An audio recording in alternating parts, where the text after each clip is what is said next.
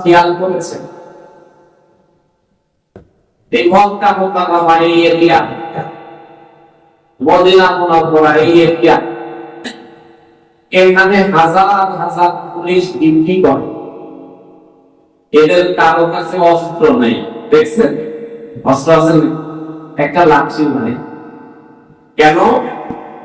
আল্লাহ পাকের ঘোষণা, ওমান তাসালাহু কানা আমিনা।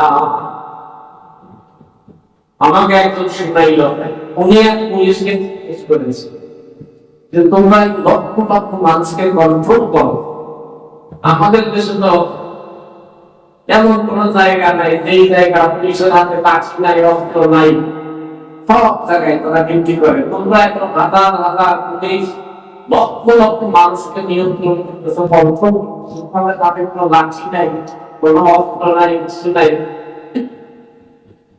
তখন ওই পুলিশ পুরাদের এই আয়াত শরীফ, ওমান তাসালাহু কানা আমিনা, আল্লাহ পাকের পক্ষ থেকে ঘোষণা, এটা হলো নিরাপদ জায়গা। কোন পাকলে আমি বলছেন না, এক জায়গায় নামাজ পড়তে চাইছে, ওই জায়গা হলো বের হওয়ার জায়গা।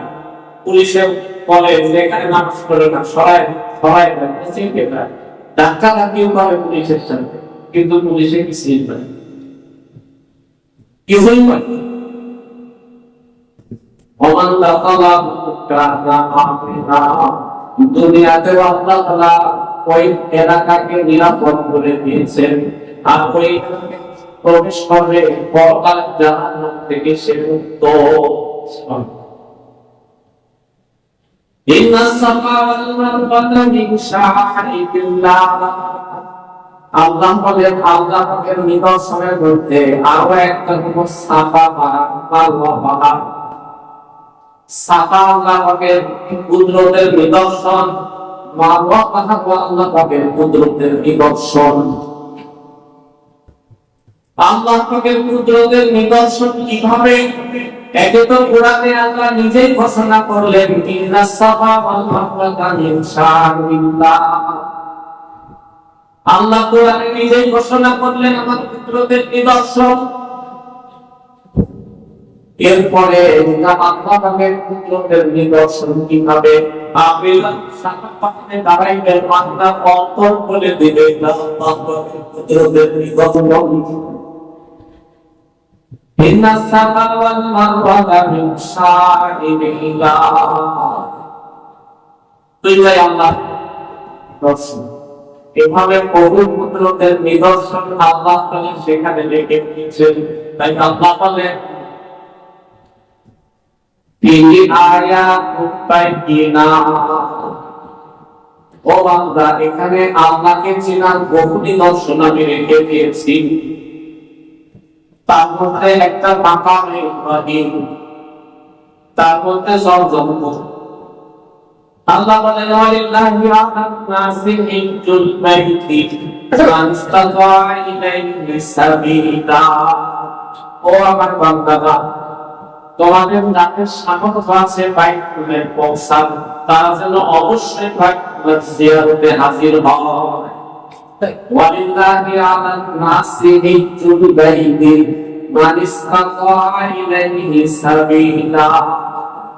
আল্লাহ তাআলা বলেন, যাদেরকে আল্লাহ সামর্থ্য দিয়েছে বাইতুল্লাহ পৌঁছতে পারবে, তারা যেন বাইতুল্লাহ যায়। তবে ওয়ালিল্লাহি, বাইতুল্লাহ যাবে হজ করবে, এটা আল্লাহর জন্য,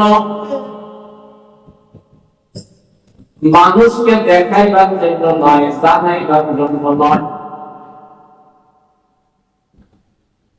সমস্ত ইবাদতই তো আল্লাহর জন্য করা উচিত, কিন্তু অন্য কোন ইবাদতের জন্য আল্লাহ তাআলা এইভাবে বলেন নাই, ওয়ালিল্লাহি, আল্লাহর জন্য করো, এটা বলেন। এটার জন্য কেন? মুফাসসিররা বলেন, এটা এমন একটা আমল, এর মধ্যে খালি নিয়া চলে আসে, মানুষকে জানাইতে মনে চায়, মানুষকে বলতে মনে চায়। নামের শুরুতে হাসি হব, হাসি হব, আল্লাহ নয়, বলে কি করে, বলে প্রচার করা শুরু। আমাদের এক উস্তাদ আমাদেরকে ঘটনা শুনাইছিলেন। একদম বলতেছে যে মানুষ একবার হজ করে তার সময় আল্লাহ করা শুরু করে, আপনি কিবার হজ করছে আমাদের বলেন না, আমার মনে এখন একজন পরামর্শ দিল, মানুষে আল্লাহ না করলে কি হবে, হাজ না করলে কি হবে। আপনি আপনার নামের শুরুতে হাসি সারা কথাই বলবেন না, একটা আস্তে আস্তে পৌঁছাবেন। একজনের সাথে দেখা হয়েছে, আপনার নাম কি, আপনার হাসি হব। উনি আবার জিজ্ঞাসা করতেছে আপনার নাম কি, ভাই আমার নাম নামাজি হব। নাজি সাহেব জিজ্ঞাসা করে, ভাই তোমার নামের শুরুতে নামাজি লাগাইলে কেন, তোমার নামের শুরুতে নামাজি লাগাইলে কেন? নামাজি লাগাবো না, আপনি জীবনে একবার না দুইবার হজ করছেন, আপনি হাজি লাগাইছেন, আমি প্রতিদিন 5 বার নামাজ পড়ি, আমি আমার নামের শুরুতে নামাজি লাগাবো না? নামাজ পড়ে কিন্তু নামাজের শুরুতে নামাজি লাগায় না, রোজা রাখে রোজার শুরুতে রোজাদার লাগায় না, কিন্তু হজ করতে নামের শুরুতে হাজি হব। কোনো কারণে সে যদি এই নামে পরিচিত হয়ে যায় ভিন্ন কথা, কিন্তু কেউ নাম জিজ্ঞাসা করলে আগে হাসি না করে অমর। যদি লোককে দেখানোর জন্য, লোককে শোনানোর জন্য করে থাকে, তাহলে হজের সওয়াব সে পাবে না। আল্লাহ বলেন ওয়ালিল্লাহি আলান নাসি হিজ্জুল বাইতি মান ইসতাতাআ ইলাইহি সাবিলা। যার হজ করার সামর্থ্য আছে, হজে যাইতে পারবে, সেজন্য আল্লাহ রাজি খুশির জন্য হজ করে। আল্লাহ পাক রব্বুল আলামিন আমাদেরকে আল্লাহ পাকের রাজি